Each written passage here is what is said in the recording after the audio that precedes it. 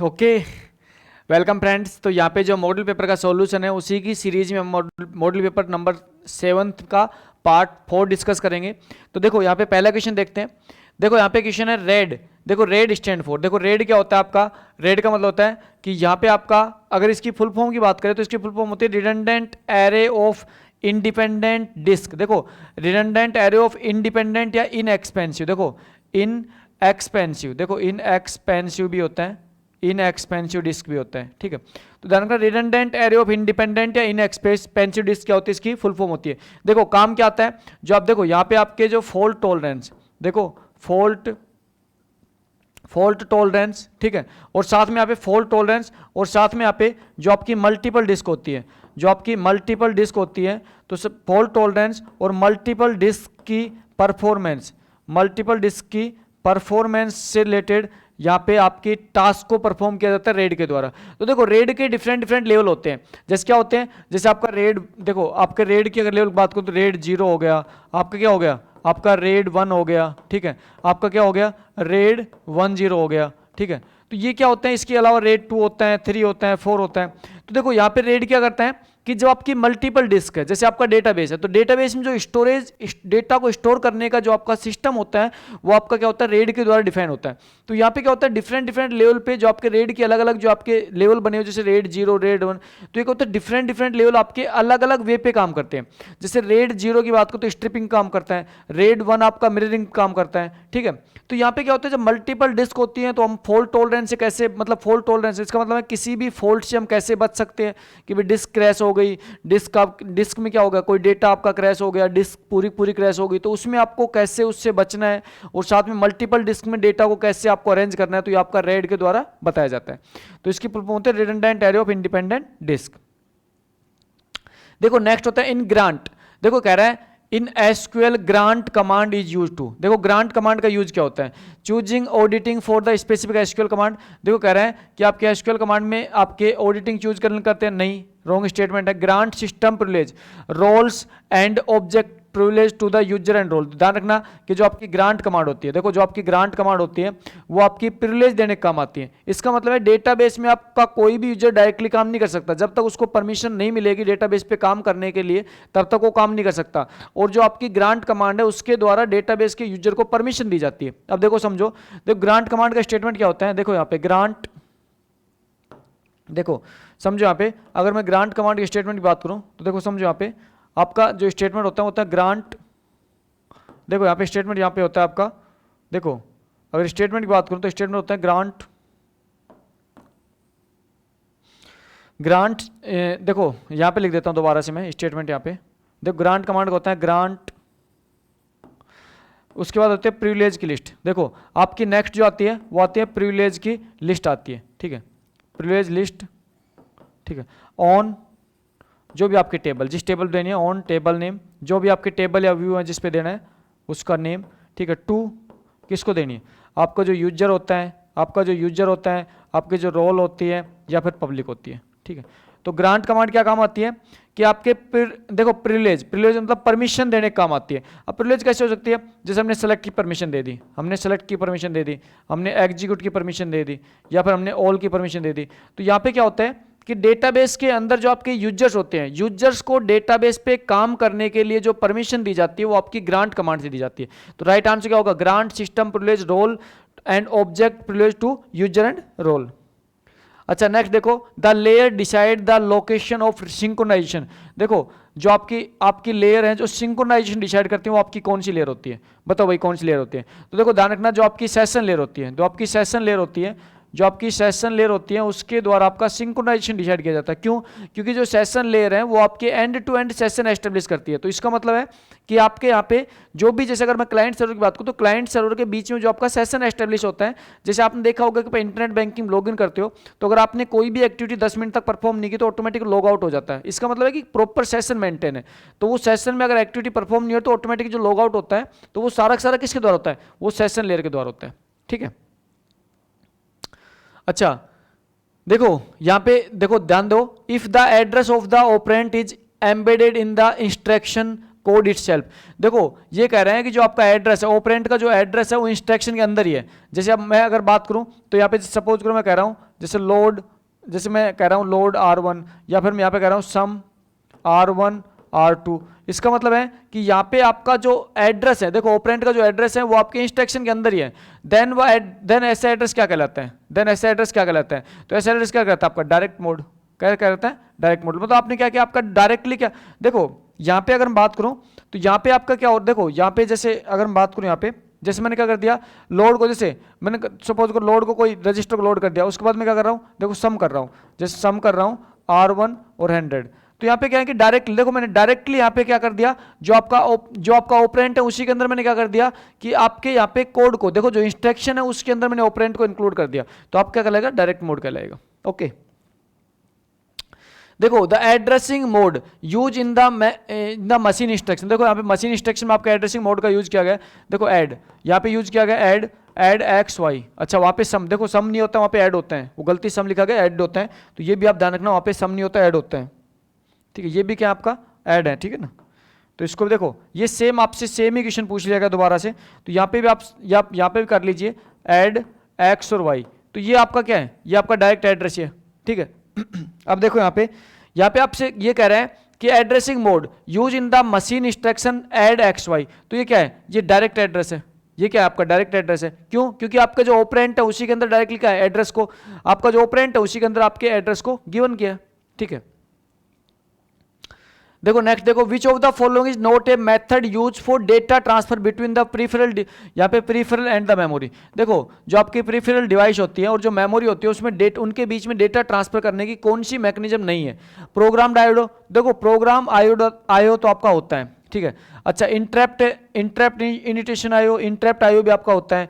तीसरा होता है डायरेक्ट मेमोरी एक्सेस मतलब डीएमए भी आपका होता है। तो देखो ये तो तीनों आपके टेक्निक्स होती है। पाइपलाइन, देखो पाइपलाइन आपकी टेक्निक नहीं होती है। पाइपलाइन क्या होती है? पाइपलाइन आपकी टेक्निक होती है जिसके द्वारा क्या करते हो, हम मल्टीपल इंस्ट्रक्शन को, देखो यहाँ पे क्या होता है, एक इंस्ट्रक्शन को कंप्लीट एग्जीक्यूट करने से पहले हम दूसरी इंस्ट्रक्शन को पाइपलाइन में लेके आ जाते हैं, ठीक है।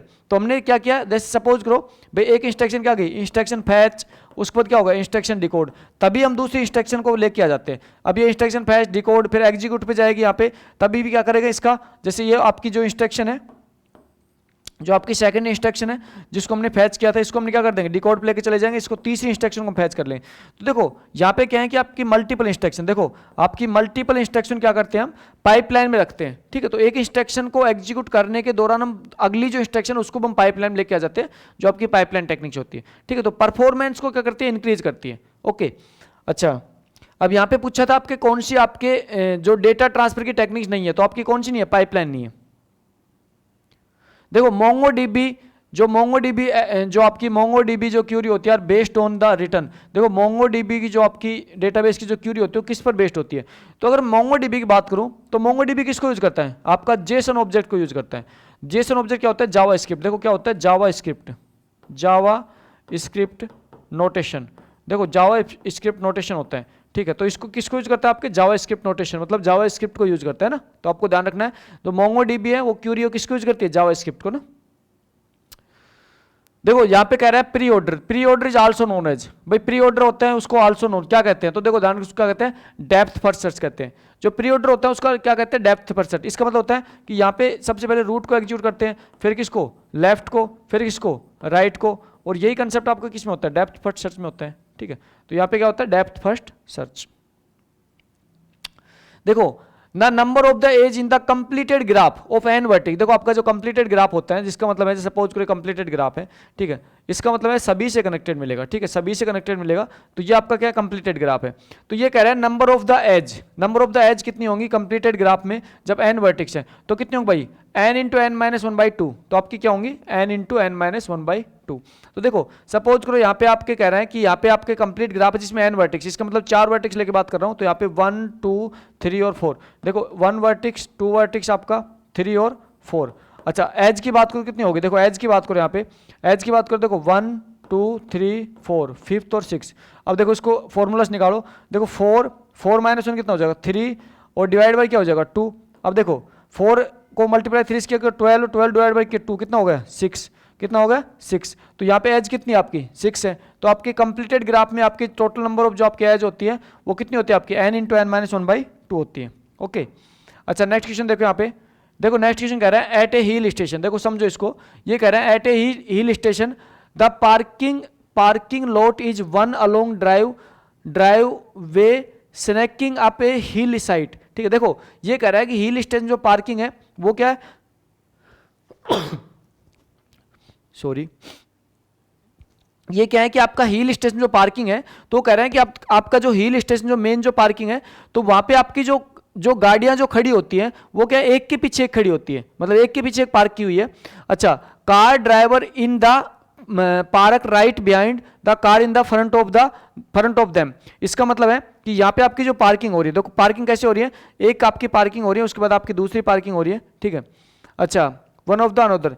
अच्छा, उसके बाद कह रहे हैं एक car can not leave until all the car in front of the leave.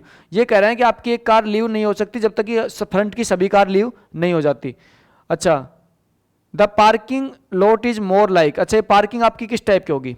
अच्छा समझो, यहाँ पे कंसेप्ट ये कह रहे हैं, देखो यहाँ पे कंसेप्ट ये कह रहे हैं, देखो यहाँ पे कंसेप्ट ये कह रहे हैं कि आपकी यहाँ पे जो कार की जो पार्किंग होती है, ठीक है, तो यहाँ पे आपकी कार जब तक ये आगे वाली कार नहीं निकल जाती, जब पीछे वाली कार मूव नहीं हो सकती, तो यहाँ पे आपका किस टाइप का है, यहाँ पे आपका क्यू बनेगी, क्या बनेगी, यहाँ पे क्यू बनेगी। ठीक है, तो अगर आपके लास्ट इन फर्स्ट आउट होता तो आपका स्टैक बन जाता, लेकिन यहाँ पे फर्स्ट इन फर्स्ट आउट है, यहाँ पे क्या हो रहा है, फर्स्ट इन फर्स्ट आउट है, तो आप क्या बन रहा है, क्यू बन रहा है। ओके, देखो what do you need to put your web page on the www। देखो www क्या होता है आपका, वर्ल्ड वाइड वेब, क्या होता है, www वर्ल्ड वाइड वेब होता है। ठीक है, अब आप क्या पुट करते हो, देखो समझो कि वर्ल्ड वाइड वेब पे क्या पुट करते हो, connection to internet, web browser, web server, all of them. देखो www का मतलब वर्ल्ड वाइड वेब का मतलब होता है सब कुछ होता है यहाँ पे, तो एवरीथिंग होती है। ठीक है, इसका मतलब होता है कि यहाँ पे आपके इन्फॉर्मेशन का कलेक्शन होता है, आपके वेब सर्वर्स होते हैं, वहाँ पे वेब सर्वर्स में क्या होते हैं, आपकी मशीन्स लगी होती है, सर्वर मशीन होते हैं आपके ना, तो वहाँ पे आपके इन्फॉर्मेशन का कलेक्शन होता है सारा, तो ये सभी चीज को इंक्लूड किया जाता है। तो कह रहा है कि आप put web page on the www, जो आपका वेब पेज होता है उसको www में कैसे पुट किया जाता है, तो आप क्या होता है, connection to internet, web browser और वेब सर्वर। ठीक है, और everything, all of the above. अच्छा, नेक्स्ट कह रहा है which was the first company to launch mobile phone in service in India. देखो यहाँ पे ये जो क्वेश्चन है थोड़ा सा कंफ्यूजिंग है।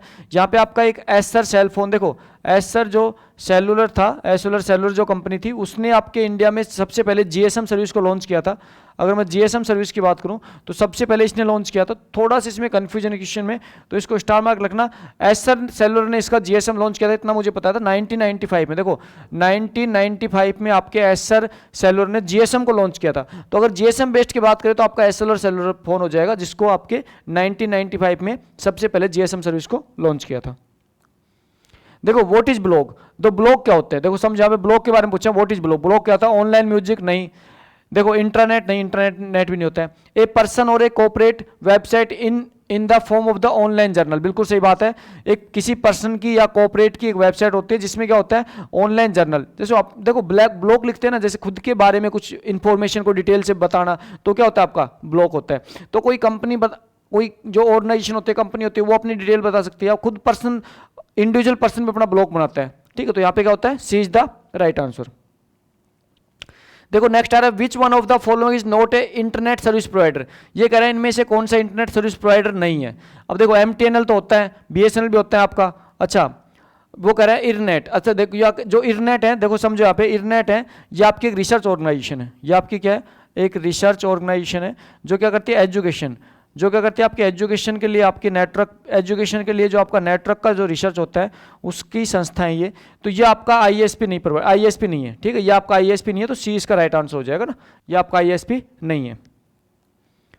देखो नेक्स्ट कह रहा है which of the following is incorrect. ये कह रहा है इनमें से कौन सा इनकरेक्ट है, इनकरेक्ट मतलब रॉन्ग है। अच्छा, ये कह रहा है कि SQL query will not work if there is a no index. ये कह रहा है एसक्यूएल क्यूरी काम नहीं करेगी जब आपका इंडेक्स नहीं होगा। नहीं, ऐसा स्टेटमेंट नहीं है, ये रॉन्ग स्टेटमेंट है। एसक्यूएल क्यूरी आपकी बिना इंडेक्स के भी काम करती है। ठीक है, ये रॉन्ग स्टेटमेंट है। ये कह रहा है SQL permit attribute name to be repeated on the same relation. नहीं भाई, आपके क्या आपका कॉलम का नाम रिपीट कर सकते हो टेबल में, सेम टेबल में नहीं कर सकते, ये भी रॉन्ग स्टेटमेंट है। ये कह रहा है SQL query automatically eliminate duplicate. ये कह रहा है एसक्यूएल क्यूरी आपके डुप्लीकेट को अपने आप एलिमिनेट करती है। क्या सही बात है क्या? नहीं। कौन सा कीवर्ड होता है? डिस्टिंक्ट। कौन सा कीवर्ड होता है? डिस्टिंक्ट कीवर्ड से आप डुप्लीकेट को एलिमिनेट करते हो, ये भी रॉन्ग है। तो सभी स्टेटमेंट रॉन्ग है, ऑल ऑफ द अबव, ये सारे के सारे क्या रॉन्ग है। तो जो आपके तीनों स्टेटमेंट दिए गए, तीनों क्या है? रॉन्ग स्टेटमेंट है। देखो which of the following 8085 micro processor hardware interrupt has the lowest priority. तो अगर लोवेस्ट प्रायोरिटी बात करूं तो आपका कौन सा हो जाएगा, INTR। देखो 8085 को प्रायोरिटी की बात करूं तो सबसे पहले क्या होता है आपका ट्रैप की सबसे हाईएस्ट प्रायोरिटी होती है। उसके बाद क्या होता है आपका RST 7.5, फिर क्या होता है आपका RST 6.5, फिर क्या होता है आपका RST 5.5, फिर क्या होता है आपका INTR। तो सबसे हाईएस्ट तो किसकी होती है, ट्रैप की होती है, और यहाँ पे सबसे लोवेस्ट किसकी होती है, INTR की होती है। ठीक है, देखो ये कह रहा है which of the following has the lowest access time, main memory, optical disk, cache या रजिस्टर। तो सबसे कम तो किसका होता है, रजिस्टर। रजिस्टर क्यों, क्योंकि तो ऑन चिप होती है भाई, ये तो क्या रजिस्टर तो क्या होती है, ऑन चिप मेमोरी होती है। तो सबसे लोवेस्ट टाइम किसका मिलेगा आपको, रजिस्टर का मिलेगा। ठीक है, ऑन चिप मेमोरी है। देखो नेक्स्ट, देखो रेड। देखो रेड क्या होता है आपके, रेड का मतलब होता है रिडंडेंट एरे ऑफ इंडिपेंडेंट या इनएक्सपेंसिव डिस्क।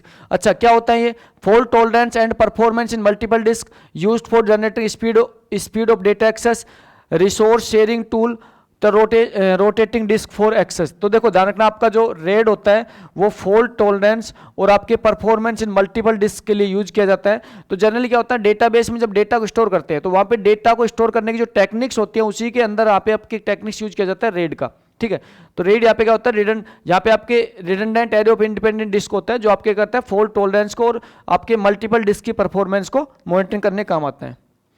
देखो अगला है what do you means by one two many relationship between teacher and class. देखो वन टू मैनी रिलेशनशिप आपको बताना टीचर और क्लास के बीच में। ठीक है, अब देखो मैनी टीचर है और मैनी क्लास नहीं, मैनी टीचर और मैनी क्लास क्या बन जाएगा, मैनी टू मैनी बन जाएगा। अच्छा वन टीचर है और मैनी, वन क्लास है और मैनी टीचर नहीं। अच्छा वन टीचर है और मैनी क्लास, बिल्कुल सही बात है कि वन टीचर। देखो आपको वन टू मैनी बना, तो वन टीचर है और मैनी क्लास, तो राइट आंसर क्या होगा, C is the right answer. Okay, देखो recursive function are executed in the. देखो रिकर्सिव फंक्शन होता है वो कैसे एग्जीक्यूट किया जाता है। देखो जो रिकर्सिव फंक्शन होता है वो कैसे एग्जीक्यूट किया जाता है भाई, रिकर्सिव फंक्शन आपका एग्जीक्यूट कैसे होता है, रिकर्सिव फंक्शन एग्जीक्यूट होता है लास्ट इन फर्स्ट आउट। जो आपका लास्ट है वो आपका सबसे पहले आउट होगा। तो रिकर्सिव फंक्शन होता है उसके लिए किसका यूज करते हैं, स्टैक का यूज करते हैं। और स्टैक क्या होता है यहाँ पे, स्टैक के अंदर जो यहाँ पे एलिमेंट होगा वो किस पे काम करता है, लास्ट इन फर्स्ट आउट पे काम करता है। ठीक है, जैसे आप फैक्टोरियल वगैरह फाइंड आउट करते हो रिकर्सिव फंक्शन से, तो कैसे होता है, लास्ट इन फर्स्ट आउट होता है। देखो नेक्स्ट कह रहा है the number of different tree with 8 node. ये कह रहा है number of different tree with 8 node, different tree 8 node के साथ डिफरेंट ट्री कितनी बनेगी। तो फॉर्मूला है 2 की पावर n माइनस एन। अब 2 की पावर 8 माइनस 8 कर लो, कितना हो गया, 2 की पावर 8 20, 256 माइनस 8 कितना हो गया, 248। तो राइट आंसर क्या होगा, 248। ध्यान रखना अगर टोटल ट्री की बात करें 256 हो जाएंगी, और डिफरेंट ट्री की बात करें तो यहाँ पे क्या होगा, नंबर ऑफ डिफरेंट ट्री मतलब क्या होगा 2 की पावर n माइनस एन, तो अब क्या हो जाएंगे 248 हो जाएंगे। अच्छा विच of the following is a bad example of recursion. देखो रिकर्सन का बैड एग्जांपल कौन सा आपको बताना है। ये कह रहा है फैक्टोरियल को फाइंड आउट करने के लिए रिकर्सन बेस्ट होता है। फैबोनिक सीरीज, देखो फैबोनिक सीरीज आपके फाइंड आउट करने जैसे आपके जैसे 1 0 1 फिर क्या है 1 1 टू 2 फिर यहाँ पे 3 फिर यहाँ पे 5, यहाँ पे 5 हो जाएगा, यहाँ पे 8 हो जाएगा। ये आपकी फैबोनिक सीरीज होती है जिसके आपके लास्ट के दो, देखो लास्ट के 2 नंबर को हम ऐड करते चलते हैं, लास्ट के 2 नंबर क्या करते चलते हैं, ऐड कर चलते हैं। ये आपकी फैबोनिक सीरीज होती है। अच्छा क्या इसके लिए रिकर्सन टेक्निक बेस्ट है, नहीं इसके लिए बेस्ट नहीं है। फिर कह रहे हैं tower of Hanoi, tower of Hanoi के लिए बेस्ट है, आपकी ट्री ट्रेवल्स इनके लिए बेस्ट है। तो किसके लिए बेस्ट नहीं है, जो आपकी फैबोनिक के जो नंबर होते हैं उसके लिए बेस्ट नहीं है आपकी रिकर्सन। क्योंकि रिकर्सन किसको फॉलो करती है, देखो रिकर्सन फॉलो करती है last in first out. Last in first out इसका मतलब किसको फॉलो करती है, स्टैक को। यहाँ पे किसको फॉलो होता है, स्टैक फॉलो होता है। देखो parent class of all Java class, ये कह रहा है सभी जावा क्लास की पेरेंट क्लास कौन सी होती है। तो कौन सी होती है, जावा डॉट लैन डॉट ऑब्जेक्ट। कौन सी होती है, जावा डॉट लैन डॉट ऑब्जेक्ट। तो आपको ध्यान रखना सभी जावा क्लास की जो पेरेंट क्लास होती है कौन सी, Java dot lang dot object होती है। देखो which of the following method is use to refers to the web page in JavaScript. देखो जो आपके which of the following method is use to refresh. देखो यूज टू रिफ्रेश, रिफ्रेश के बारे में बात कर रहा है, use to refresh the web page in JavaScript. JavaScript में वेब पेज को रिफ्रेश कौन करता है, आपके लोकेशन डॉट, देखो लोकेशन डॉट रीलोड। तो यहाँ पे क्या होता है आपका लोकेशन डॉट रीलोड। जो लोकेशन डॉट जो रीलोड फंक्शन होता है वो आपके जावा स्क्रिप्ट के वेब पेज क्या करता है, आपके रिफ्रेश करता है। देखो नेक्स्ट आ रहा है the operation executed on the data stored in register is called. आपके रजिस्टर में डेटा स्टोर है, उसको उसके लिए जो ऑपरेशन एग्जीक्यूट होता है उसका बोलते हैं माइक्रो ऑपरेशन। क्या बोलते हैं? Micro operation. ठीक है, तो सबसे स्मॉलेस्ट जो आपका ऑपरेशन होता है माइक्रो ऑपरेशन। रजिस्ट्री के अंदर आपका डेटा स्टोर है, वहां पे जो ऑपरेशन परफॉर्म कौन सा होगा? Micro operation. ओके, तो दोस्तों यहाँ पे जो मॉडल पेपर का जो सॉल्यूशन की सीरीज है, इसमें आपको उन क्वेश्चन पे फोकस करना है जो आपके कंसेप्ट मतलब आपसे गलत हुआ है। ठीक है, और साथ में यहाँ पे आपको अभी आपका एग्जाम टाइम बहुत नजदीक है, तो साथ में यहाँ पे कुछ एक जो आपने नोट्स बनाए थे और उस नोट्स के जो आपने शॉर्ट नोट्स बनाए थे उन कंसेप्ट पे भी आपको ध्यान देना है। ठीक है, क्योंकि देखो कई बार होता है क्या है कि हम बहुत सारे क्वेश्चन करते चले जाते हैं और हम जो रियल जो हमारा कंसेप्ट होता है उसको हम स्किप करते हैं। तो देखो रियल कंसेप्ट हमेशा आपको पता होना चाहिए कि एक्चुअल में जो फैक्ट्स हैं, जो कंसेप्ट है वो क्या है। ठीक है, क्वेश्चन सभी सोल्व हो जाते हैं, देखो क्वेश्चन सारे सोल्व हो जाते हैं अगर आपको रियल कंसेप्ट अच्छे से आता है तो हमेशा हमें स्टडी में कंसेप्ट पे फोकस करना चाहिए, जिससे कि हमारे क्या होगा कि अगर कंसेप्ट हमें पता है तो डेफिनेटली उस पर कोई भी क्वेश्चन बन जाएगा तो हम 100% उसको सोल्व कर सकते हैं। Okay, thank you so much.